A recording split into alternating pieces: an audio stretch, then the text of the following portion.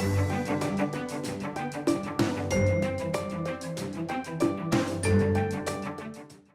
won North Carolina's Small Business Person of the Year from the United States Small Business Administration. I won it because I offer such a unique, they said, unique service. So we're all on our very individual customized journeys, and there's no such thing as, like I said, the one eating plan. So the education that my company offers, I have many employees and they are specialized in what they do, and my passion for the last 5 years has been to help people with their one-on-one individualized customized food plans. And I call it my Healthy Habits class because we do incorporate, if you don't handle your stress, you're gonna get sick.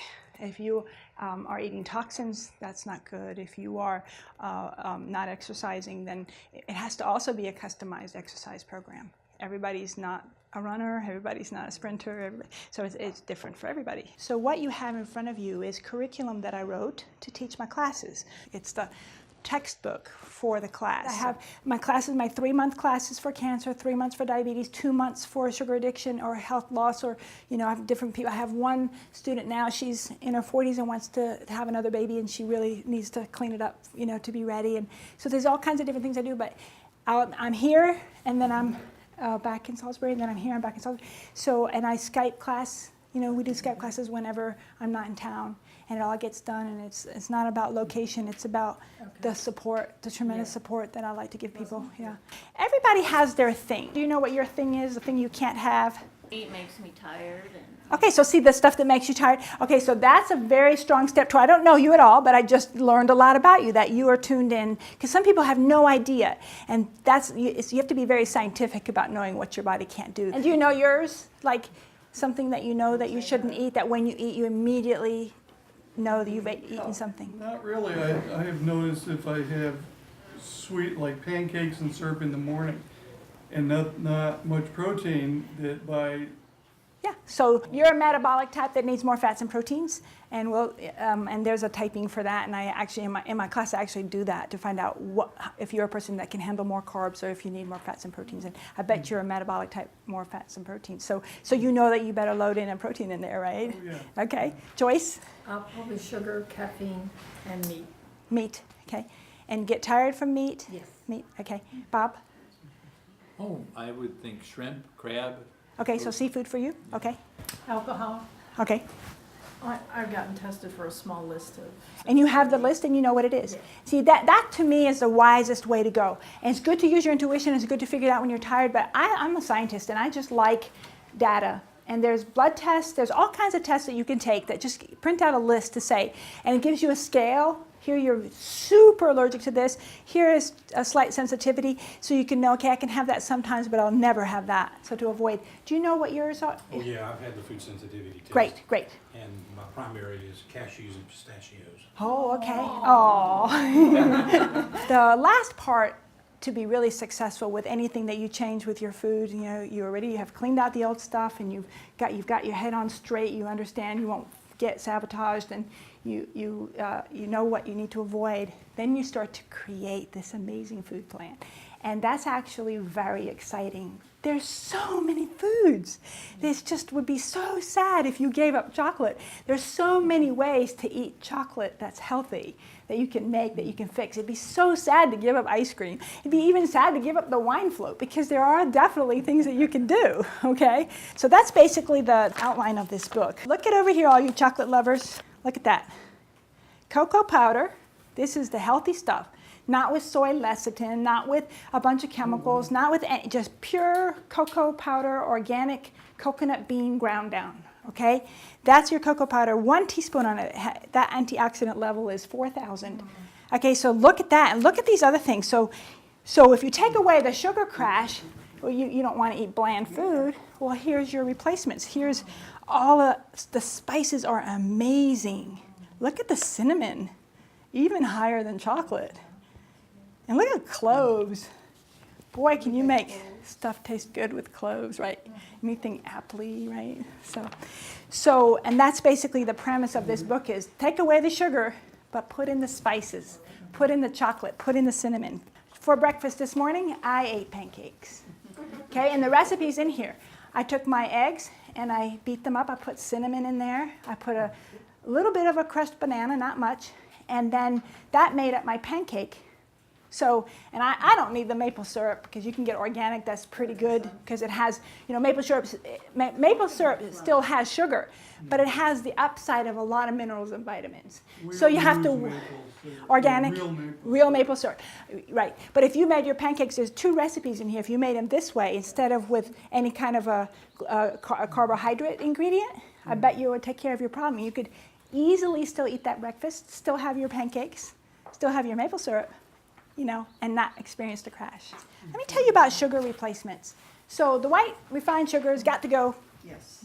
Because it has no upside, it only has the downside, it has no nutrients. But there are other sugars that you have to, like I said, if you have a disease or you have some special, or you actually have sugar addiction, then you probably don't need to play around too much with these sugar replacements yet. But my favorite is a monk fruit sweetener.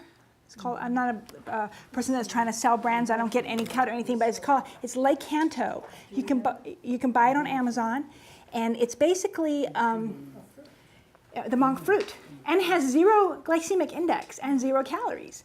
So so that's personally my favorite. I think when you weigh the ups and downs of all of the sweeteners, it's the one that has the least downside to me.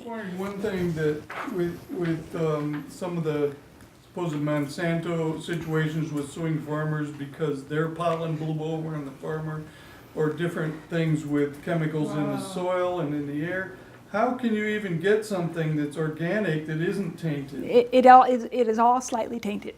So if you can make peace with that, so then my goal is to do as much as I can to get rid of what I can control. So would organic meant that it was not sprayed with anything? yeah, organic is much better, but like he was talking about, there's a lot of our soil is already contaminated, and there's a lot of other ways, so it's very hard for me to guarantee you there's any completely pure food. But your body has methods to eliminate toxins. It's already working on that. It's already, you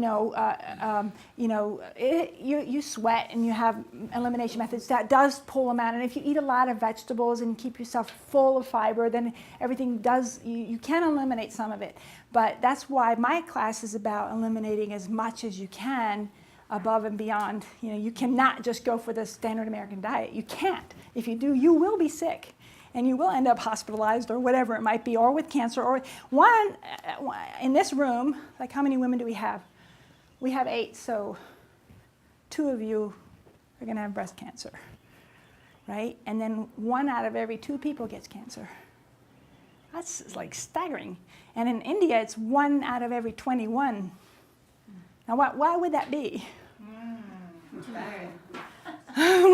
Right? That was my shocker in Kenya. Really? No GMOs in the whole country? Like, somebody's already protected the gate and I have to go and figure it out. And we're just saying, oh, we want the right to have it labeled. I'm like, wake up, people. It's not about the label. Yeah, sure, they should label it. Of course, that's not even, it should be forbidden completely. It's forbidden in 19 countries in Europe. They just don't allow it. And yet we Americans are sound asleep at the wheel. So you can see right there, corn products, canola, dairy products, meat grown with antibiotics and hormones, and margarine. I hand this to the server, and I eat out a lot. I've had 100% positive experience with this. Well, not a lot, I have had to limit it, but when I eat out, I've never had anybody spit in my food as far as I know. And the chefs come out and they're usually like, well, tell me about your list, and this is what I have, and can I fix this? Yes, ma'am. So, good point. So anyways, with that being said, make a copy of this and use it, and that's a way of forcing the restaurant, and you can do your little revolution, just get it going. Typically frozen vegetables, can you tell, or would they have to say organic? It would have to say organic, but overall frozen is not a bad way to go, Right. But it has to say organic specifically to be organic. If not, then you can expect that it's been sprayed with a lot of pesticides, and maybe even strong chemicals were used in the soil as fertilizer. Oh, right. Right, so there's different ways for the chemicals to come, sure. Okay, so here's the replacement, so go to page 52. So look at the sugar there. Lots of choices, no reason for anybody to ever eat sugar again. Honey is a glycemic index of 55, so it's a no-no for my diabetic people. But it has such good minerals and vitamins and nutrients in it. So that's the plus side, has a plus side. Maple syrup has the plus side, it's right out of the tree, literally. Brown rice syrup, remember that there's a big difference between brown rice and white rice. White rice goes into your body just like white sugar, whereas brown rice is not. So if you have to choose. So all of these things I use to sweeten, and you see the Lake Kanto right there, sir. Do you see that on the second line? Lake Kanto. Yeah. Made in Japan by monk fruit, extracted to erythritol, which is some people don't like that, and then it's not for you, but as far as for me, that's my favorite trade-off there. I have 2 absolutely to die for ice cream recipes. Go to 125. So banana has some sugar, downside. Upside, tons of potassium, loaded with nutrients, extremely healthy, okay? So that's what you're balancing there. So like I said, when I first start out with people with cancer, diabetes, or sugar addiction, we don't do bananas yet. We introduce those later, but this is, if you're healthy and this is a great ice cream replacement because it has no sugar and no dairy. Machine that you put a frozen banana in and it comes out. There you go. Yeah. So then why would you need the dairy and the sugar and all of the chemicals and the words you can't pronounce that you get from regular ice cream when you can just take bananas, slice them up, freeze them, and then I personally don't. Yes. Yep. And I don't even need that maple syrup in there. For me, the banana is sweet with itself, and then I love adding flavors. I love adding the cocoa, making a chocolate ice cream. And If you let them overripe, it's really sweet. very, that's correct. And and then learn how to make it. Takes a little doing to get your high-speed blender to make it like this. So you have to scrape down the sides and do it again and stuff. But then you have this plate, and it's consistent like ice cream, and it just really pops. Gut health. If you've given up dairy Yes. and you can only get to the Korean restaurant and get your kimchi occasionally, what do you... Okay, it's in there. So let me, this is so amazing, and it's so easy to make, it's ridiculous, and it's so delicious. There's a Will perfect... that help all the bacteria? Will that- Yeah, it'll have all your probiotics. You take your carrots, you smash them up, you beat them, like with I use the back of my ice pick, but whatever you have.